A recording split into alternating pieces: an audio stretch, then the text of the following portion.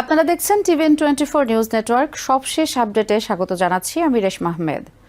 America ইরানের উপর নতুন করে নিষেধাজ্ঞা জারি করেছে। যদিও পরদিনই জেনেভায় আমেরিকা ও ইরানের প্রতিনিধিদের নতুন দফা পারমাণবিক আলোচনা হওয়ার কথা। বুধবার ট্রাম্প প্রশাসন ঘোষণা দেয় তারা এমন জাহাজ কোম্পানি ও ব্যক্তিদের লক্ষ্য করছে যাদের বিরুদ্ধে অভিযোগ তারা ইরানের তেল বিক্রি করে দেশটির ব্যালিস্টিক ক্ষেপণাস্ত্র কর্মসূচির অর্থ যোগাচ্ছে।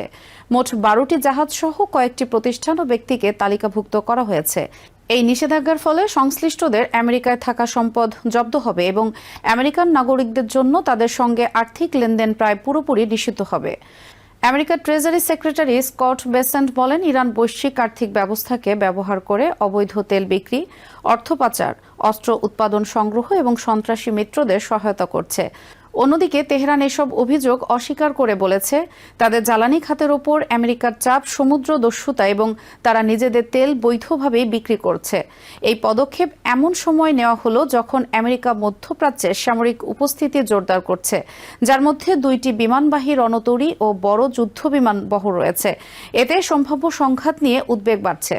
তবুও উত্তেজনার মাঝেই জেনিভায় চলতি বছরের 3য় দফা পারমাণবিক আলোচনায় বসতে যাচ্ছে দুই দেশ।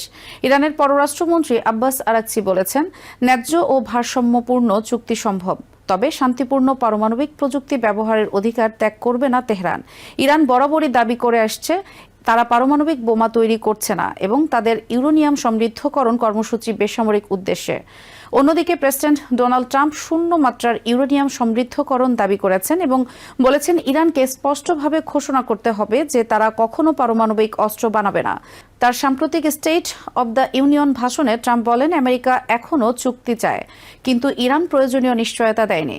ইরানি কর্মকর্তারা পাল্টা বলেছেন, ইরান কোনো অবস্থাতেই পারমাণবিক অস্ত্র তৈরি করবে না। সম্পর্কের টানাপোড়েন আরও বেড়েছে কারণ ট্রাম্প তার প্রথম মেয়াদে 2015 সালের পারমাণবিক চুক্তি থেকে আমেরিকাকে বের করে আনেন এবং কঠোর নিষেধাজ্ঞা পুনর্বহাল করেন।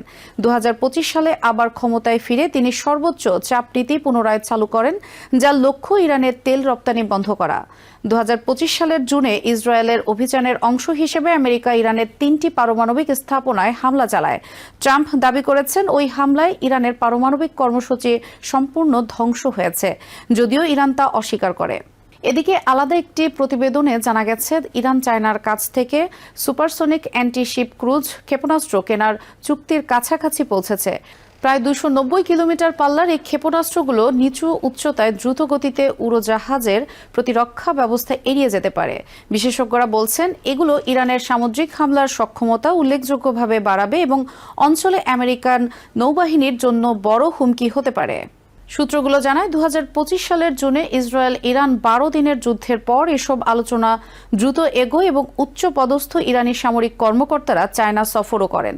চায়নার পররাষ্ট্র মন্ত্রণালয় বলেছে তারা এমন কোনো সম্ভাব্য অস্ত্র চুক্তির বিষয়ে জানে না, আর হোয়াইট হাউস এ বিষয়ে সরাসরি মন্তব্য করতে অস্বীকৃতি জানিয়েছে।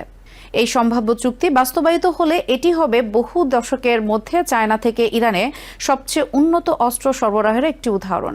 একই সঙ্গে এটি বেইজিং তেহরান সামরিক সম্পর্ক গভীর হওয়ার ইঙ্গিত দেবে এবং অঞ্চল জুড়ে কৌশলগত ভারসাম্য বদলে দিতে পারে। সব মিলিয়ে জেনিভা আলোচনার আগে নিষেধাজ্ঞা, সামরিক প্রস্তুতি এবং অস্ত্র চুক্তির খবর দেখাচ্ছে আমেরিকা ও ইরানের সম্পর্ক এখন এক অত্যন্ত স্পর্শকাতর মোড়ে দাঁড়িয়ে আছে, যেখানে কূটনীতি ও সংঘাতের সম্ভাবনা একই সঙ্গে আগাচ্ছে।